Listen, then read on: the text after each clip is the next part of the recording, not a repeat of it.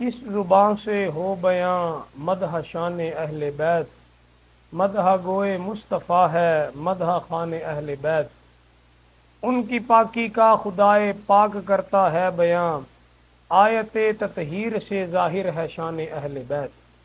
حضرات محترم، محرم الحرام کا مہینہ ہمیں اہل بیت کرام کی عظیم قربانیوں کی یاد دلاتا ہے۔ اللہ تعالیٰ نے قرآن پاک میں ارشاد فرمایا، انما یرید اللہ لیذہب عنکم الرجس اہل البیت ویطہرکم تطہیرا، کہ اے نبی کے گھر والو، اللہ تعالیٰ یہی چاہتا ہے کہ تم سے ہر طرح کی ناپاکی کو دور کر دے اور تمہیں خوب پاک اور صاف ستھرا کر دے۔ حضرات محترم، جب یہ آیت مقدسہ نازل ہوئی تو مسلم شریف کی حدیث مبارکہ ہے کہ سرکار مدینہ صلی اللہ علیہ وسلم آپ نے حضرت امام حسن، حضرت امام حسین، حضرت فاطمہ الزہرا رضی اللہ عنہ اور حضرت مولا علی رضی اللہ عنہ آپ کو اپنی عظمت والی رحمت والی کالی کملی کے نیچے کیا اور یہ دعا مانگی کہ اللہم ہاؤلائی اہل بیتی و خاصتی اذہب عنہم الرجس وطہرہم تطہیرا، کہ یعنی اے اللہ یہ میرے اہل بیت ہیں، میرے خواص ہیں، اور میں ان سے ہر ممکن برائی کو دور فرما دینا چاہتا ہوں اور انہیں خوب پاک اور صاف ستھرا کر دے۔ تیری نسل پاک میں ہے بچہ بچہ نور کا، آقا تو ہے عین نور، تیرا سب گھرانہ نور کا۔ نبی علیہ الصلوۃ والسلام اہل بیت کی شان اور عظمت بیان کرتے ہوئے میرے آقا نے ارشاد فرمایا، سب سے اول گروہ جس کی میں شفاعت کروں گا وہ میرے اہل بیت اطہار ہیں، اس کے بعد پھر اہل قریش، اس کے بعد پھر اہل یمن جو مجھ پر ایمان لے کر آئے، پھر انصار، میرے آقا نے ارشاد فرمایا پھر اہل عرب، پھر اہل عجم۔ میرے آقا نے ارشاد فرمایا یہ تمام وہ لوگ ہوں گے کہ جن کی میں شفاعت کروں گا۔ حضور علیہ الصلوۃ والسلام نے ارشاد فرمایا کہ اپنی اولادوں کو 3 چیزیں سکھاؤ۔ سب سے پہلے اپنے نبی سے محبت کرنا، اس کے بعد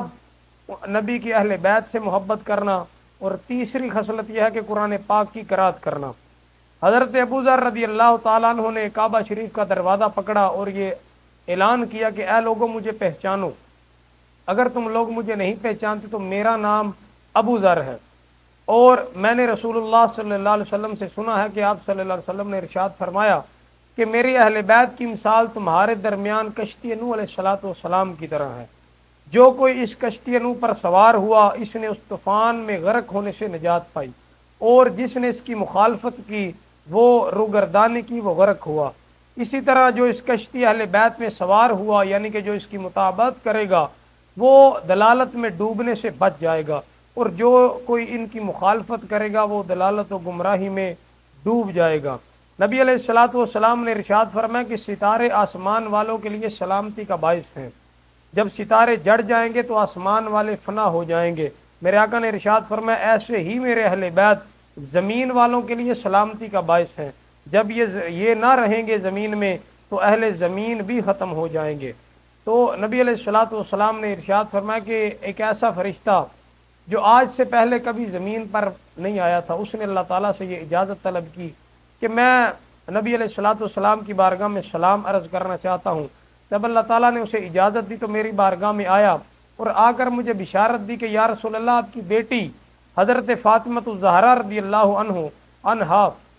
یہ جنتی عورتوں کی سردار ہیں، اور حضرت حسنین کریمین رضی اللہ تعالی عنہما آپ جنتی جوانوں کے سردار ہیں۔ حضور علیہ الصلوۃ والسلام نے ارشاد فرمایا کہ جو میری اہل بیت سے جنگ کرے گا میں بھی ان سے جنگ کروں گا، اور جو ان سے صلح کرے گا میں بھی ان سے صلح کروں گا۔ حضور علیہ الصلوۃ والسلام نے ارشاد فرمایا کہ فاطمہ بضعۃ منی من اذاہا فقد آذانی، کہ فاطمہ میرے جگر کا ٹکڑا ہے، جس نے اسے تکلیف دی گویا اس نے مجھے تکلیف دی۔ ام المؤمنین حضرت اما عائشہ صدیقہ رضی اللہ تعالیٰ عنہ آپ فرماتی ہیں کہ حضور اکرم جب بھی سیدہ کائنات کو آتے دیکھتے تو خوش آمدید کہتے، پھر ان کی خاطر کھڑے ہو جاتے اور ان کو بوسہ دیتے، اور حضرت سیدہ کائنات فاطمہ الزہرا رضی اللہ عنہا آپ کا بھی یہی معمول مبارک تھا کہ جب بھی نبی علیہ السلام کو آتے دیکھتی تو پھر کھڑے ہو جاتی۔ اسی طرح محبت اہل بیت ایک ایسا کرشمہ ہے، چشمہ نور ہے کہ یہ مومن کے دل کے اندر روشنی پیدا کرتا ہے اور ایمان کو تر و تازگی بخشتا ہے۔ حضرت امام شافعی رحمۃ اللہ علیہ آپ فرماتے ہیں یا اہل بیت رسول اللہ حبکم فرد من اللہ فی القرآن ینزلہ،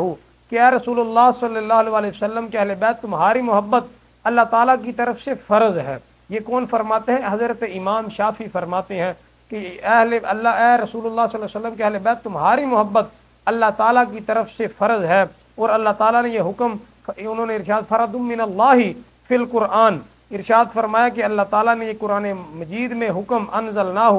نازل کیا ہے۔ حضرت امام شافعی پر کیونکہ رافضی ہونے کی تہمت لگائی گئی ہے، فتوے لگائے گئے کہ حضرت امام شافعی رافضی ہیں، تو آپ نے یہ لکھا کہ لو کان رفضا حب آل محمد فلیشہد الثقلان انی رافضی، کہ اگر رسول اللہ صلی اللہ علیہ وسلم کی آل کی محبت ہی کا نام تمہارے نزدیک رافضی ہونا ہے تو تمام دنیا کے جن و انس گواہ ہو جائیں کہ اس معنی میں یقیناً میں بھی رافضی ہوں۔ حضرت امام شافعی فرماتے ہیں، سب سے پہلے انہوں نے یہ لکھا کہ فرد من اللہ فی القرآن ینزلہ، کہ اے اللہ کے رسول کے اہل بیت تمہاری محبت اللہ تعالیٰ نے قرآن پاک میں نازل کر دی، فرض دی۔ فرمایا اگر ان کی محبت دل کے اندر رکھنا یہ رافضی ہے تو فرمایا پھر آل محبت میں جن و انس تمام یہ گواہ ہو جائیں کہ آل محمد کی محبت کے اندر امام شافعی بھی رافضی ہے۔ حضرت مولا حسن رحمۃ اللہ علیہ فرماتے ہیں کہ اس زبان سے ہو بیاں مدح شان اہل بیت، مدح گوئے مصطفیٰ ہے مدح خان اہل بیت، ان کی پاکی کا خدائے پاک بھی کرتا ہے بیاں، آیت تطہیر سے ظاہر ہے شان اہل بیت پاک سے گستاخیاں بے باکیاں، لعنت اللہ علیکم دشمنان اہل بیت۔ نبی علیہ الصلوۃ والسلام نے 6 افراد فرمایا کہ 6 افراد ایسے ہیں کہ جن کے اوپر میری بھی لعنت ہے اور اللہ تعالیٰ کی لعنت ہے، اور یہ یاد رکھے جن پر اللہ تعالیٰ کی لعنت ہو پھر نبی علیہ الصلوۃ والسلام کی لعنت ہو، ان پر کوئی رحمت نہیں کر سکتا، ان پر رحمت ہو ہی نہیں سکتی۔ میرے آقا نے ارشاد فرمایا ان میں سے 2 افراد یہ ہیں کہ جن پر اللہ تعالیٰ نے جو چیز حرام کی ہو اس کو حلال جانے، اور دوسرے وہ ہیں جو میری اہل بیت کے لیے بھی وہ چیز حلال جانے جن کو اللہ تعالیٰ نے حرام کیا ہو۔ حضور علیہ الصلوۃ والسلام نے ارشاد فرمایا جو شخص ایسی نماز پڑھتا ہے کہ مجھ پر اور میری آل پر درود نہ پڑے تو اس کی ایسی نماز قبول نہیں کی جاتی۔ اسی طرح حضرت عبد الرحمن ابو لیلہ رضی اللہ تعالیٰ عنہ فرماتے ہیں کہ میں نے عرض کیا رسول اللہ صلی اللہ علیہ وسلم اہل بیت پر کس طرح درود بھیجیں، تو یہ صحیح بخاری کی حدیث مبارکہ ہے، میرے آقا علیہ الصلوۃ والسلام نے جو درود ابراہیمی ہے اللہم صلی علی محمد وعلی آل محمد کما صلیت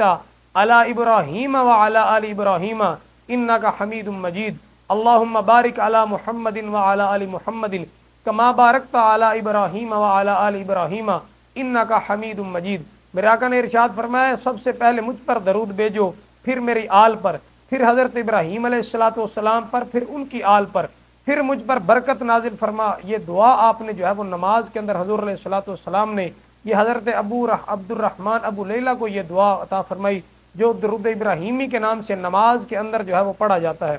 اب یہ چیز دیکھیں کہ اسلام کے ارکان میں سے نماز، زکوٰۃ، روزہ، حج، یہ باقی زکوٰۃ، روزہ، حج یہ صاحب استطاعت ہو پھر وہ ادا کرے گا، کہ روزے کے لیے تندرست ہونا، مسلمان عاقل بالغ ہوگا تو پھر روزہ رکھے گا، اگر بیمار ہے بالکل قاصر ہے نہیں رکھ سکتا تو اس کے لیے فدیے کا شریعت نے یہ حکم دیا۔ زکوٰۃ بھی اسی طرح جو صاحب نصاب ہوگا وہ ادا کرے گا، صاحب نصاب نہیں ہوگا تو اس پر زکوٰۃ نہیں واجب ہوگی۔ اب اسی طرح حج یہ بھی صاحب نصاب پر ہوگا، جس کے پاس استطاعت ہوگی مال کی وہ حج کرے گا۔ لیکن نماز کے اندر حضور علیہ الصلوۃ والسلام ایک ایسا عمل ہے، غریب ہو امیر ہو کوئی بھی ہو وہ نماز پڑھے گا۔ تو نماز کے اندر میرے آقا نے ارشاد فرمایا جو کوئی ایسی نماز پڑھتا ہے کہ مجھ پر اور میری اہل بیت پر درود پاک نہیں بھیجتا تو اس کی وہ نماز قبول نہیں ہوتی۔ تو اللہ تعالی ہمیں نہ کہ صرف اس محرم الحرام کے مہینے کے اندر اہل بیت کی محبت نصیب فرمائے یا ذکر کرنے کی توفیق عطا فرمائے، بلکہ